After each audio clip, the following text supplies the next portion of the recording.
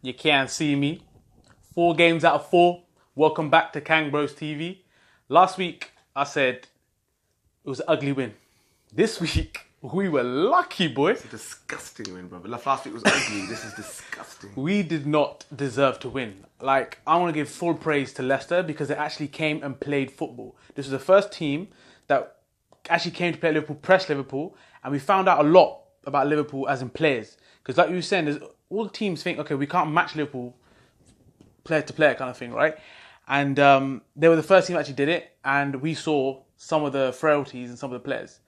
Now, so Leicester are lucky, but we got the 3 points, and that's the main thing again. And there were times in that game I was thinking, is it going to be the same old thing? But there was a few changes that Klopp made and made us go through it. So, I mean, what was your take on the game in general? And they'll go into like some of the little mistakes here and there. Mistakes? Was there mistakes? God damn. Nah, I'm just okay. I think keep it quite to the point. I think it's really good to get the 3 points. I thought we were poor. I didn't think we were very good yesterday. It's not even like it was traditional football. It just wasn't one of our better performances. But like you said, with that said, we've come away with 3 points, and really we gave them a goal. Obviously we gave them a goal, but like that could have been avoided, and that could have been another clean sheet. So as much as I'd like to say that we weren't very good, I thought we actually didn't. We nullified them to a certain degree. There wasn't many clear-cut chances, but I think the one thing I did notice is that Leicester pressed the life out of us. They really went for Liverpool. They really sort of thought, well, there's no point sitting back because it's like lambs to the slaughter. So they did press the life out of us. Some of the players didn't like it. That's what I mean. Yeah. Like, Maddison looks a good player from Leicester, by the way. I was impressed with him. Like Gini, he did not like it being pressed, bro. There's a couple of mistakes that he did that could have cost Liverpool a couple of goals. Midfield for me was non-existent. Milner, Gini, and Hendo. What's the team station? What the hell's that about? They lost a game. They continued the goal and changed it up. Huh? Yeah, I had people were pissed about that change. Like, where's Naby? For what reason has he been taken out? We was talking about it though. We were saying that Naby, has he been playing that well?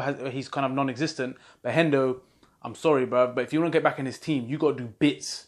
You got to show. Like, I thought that's the whole point, right? To rotate the squad, bring somebody on, and to show that I want to take the spot. And he didn't do enough for me. Listen, I just want to stop you there. And I just want everyone else just to have a moment to appreciate. Can you please pray for Fabinho? I haven't seen Fabinho.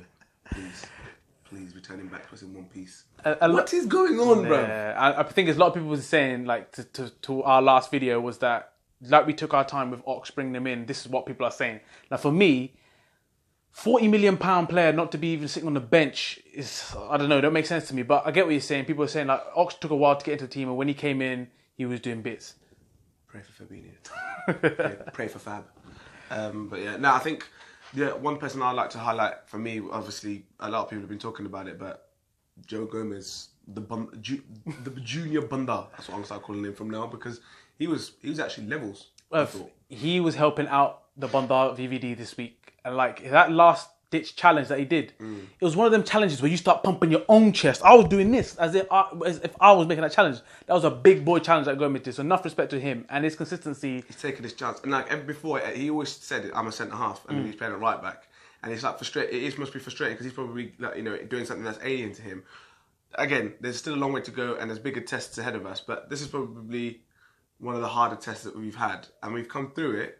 But I wouldn't say we were obviously unscathed. If it was a boxing fight, you'd be like, we was on the ropes a few times. You get me? We had to take a knee. Well, for the first 10-15 minutes, Liverpool came out guns blazing. Leicester, for like the majority of that second half, the middle part of that first half, it was all Leicester, and Liverpool come back into it toward the second half. And Leicester had big parts in that game where they were controlling it. Not even like Liverpool when he had possession. But this is why, for me, midfield, where you at? What the hell was going on? Because nobody was taking control of that game. Liven up. And the person that took control, I felt, when he came on, we're going to talk about this at another point, but I thought Naby looked like he wanted to take the ball. He's taking a bit of sting out of the game. He's being intelligent. And that, for me, shows experience abroad. Just he knows, listen, that's how they do things. Just say, run the clock down or whatever. But we can't not talk about it. Yeah, so talk to me about your boy Allison. Allison, if you're watching, you better cut that shit out, bruv. Now, I ain't gonna defend you because you knew and you got like some big valuation next to your name, but boy, We'd gun carries, we'd gun Mignolet. You can't be doing that shit. People are already predicting it. The players already knew. Soon the ball's going to him. Run for him, bro. Run for him because he's gonna do some mad shit. He got away with it once at Brighton, and everyone seems to forget that when Liverpool played against them at their place. I brought it up before. When Liverpool played against Roma last season at Roma, we caught him a few times doing that dumb shit. Don't get me wrong. Last week everyone was like, "Oh, brilliant, Allison, brilliant, bro." This week they're like, "What the fuck?" It's that shit, bro. Yeah, because like you got clean sheets, yeah, and you're just giving it away. What is it? Because he's bored? What are you doing that for? Bruv, Klopp was pissed. You looked at him, bro. I was like, you would be though. But the conversation that he must be having, like like forget German, just go full snatch mode. Just say, get the ball out and roll Z. If you don't, you'll cut your fucking Jacobs off. One of them ones. But I'll be honest with you. When it's happening, like I said, we were sitting there and I was watching the game. So, hey. Do you know what I mean? There's nothing else you could say. It's just literally, it was just like the shock. After the goal happened, for a good 5-10 minutes, I look at the screen, just got this. I didn't even said anything. I was so baffed to why he had done that. Like I said, was it because he's bored? I don't know what he's doing. Just put into Rose. I know. Like, listen, everyone talks about they've got ball playing, goalkeepers, whatever. You saw what happened with Czech. You see what Czech was doing. We don't want this. Yeah. We don't need this. Look, there's no denying the fact that he was actually had a good game. He made some big saves, and his everything else is fine. But if you're carrying, I bet you're sitting there going like that. Yeah, why wouldn't you be? But don't get me wrong, he's dead, but he's a bad keeper. But Alisson's a better goalkeeper. But it just puts a bad mark on what's been so that could have been another clean sheet. Well, the thing is just though, the one thing I would praise him for is that even after the mistake and before the mistake, he was having a great game before the mistake, and then after it didn't faze him. You throw around the word "great" too much for me, bro. He was doing okay. No, I thought he had a great performance because he was nullifying a lot of the stuff that was going on, and he made a big save and like a strong hand and stuff like that. So I thought he had a good game before that. So I don't know that, and he's lucky that we won the game, and it's good for us that it's happened early on in the season. He needs to cut that out. He needs to finish that off quick. So there's one thing I used to always refer to last season, which was a big thing for me, and it used to always come from the goalkeeper. It was game management. Now, we spoke about it earlier. We're both of us hit the net. We both brought this up in separate conversations, but respect and shout out to Big Shaq. Big Shaq! My man. Like, we gun Klopp sometimes for the subs, yeah? He put those two on, Naby and Big Shaq. Big Shaq was sick when he came on. Got hold of the ball, just wasting time in the corner. Game management. That's it. And the thing is that he must have done that at Stoke, at whatnot. Just he knows. That's it. He knows how to. That know-how, bro. While watching it, I was like, my G. I was like, that's what you're talking about. Take it in the corner, draw the foul, keep the ball in their half, and all this sort of things. Then you got man like Trent, bro. Obviously, Liverpool been paying that a throwing coach, bro. You heard about that, yeah? They brought somebody in, bro, as a throwing specialist. What the fuck do you do, bro? Because what the hell was that? That's what I mean. You come towards the end of the game, put it into the corner, and kill the game off. Why are you launching the ball and then giving it straight back to them? That was just, like you said. As if we got bare tall mans in the box as well. That's what I'm saying. Get out. And I don't want to leave this video without touching it because, like I said, there's a lot of gas around VVD.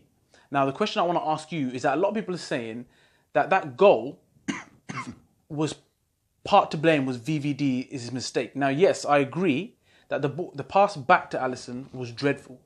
But I heard a lot of these people, or the pundits, saying that VVD should have cleared it. Now, I'm sorry, but I disagree with that. Like, he did the right thing for me, took the ball in, opened his body, and went to go back to keep hold of the ball. Now, Allison could have cleared that.